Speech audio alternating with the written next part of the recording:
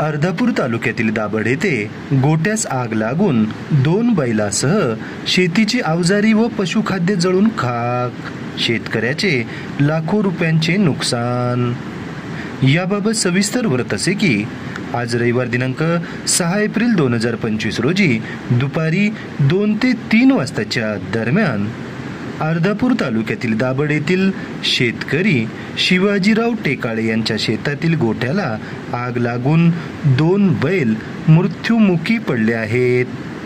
तर गोट्यामध्ये असलेले शेती कामासाठी ठेवण्यात आलेले अवजारे आणि पशुखाद्य तसेच कडबा जळून लाखो रुपयांचे शेतकऱ्याचे नुकसान झाले आहे.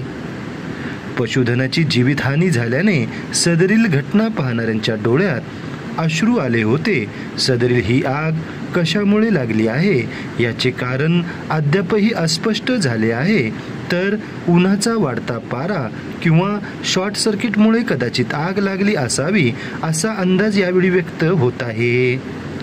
तर अर्धापूर अग्निशमन दलाने सदरची आग विझवली असून त्वरित या शेतकऱ्यास पशुधनाची नुकसान भरपाई देण्यात यावी अशी मागणी यावेळी या परिसरात केली जात आहे.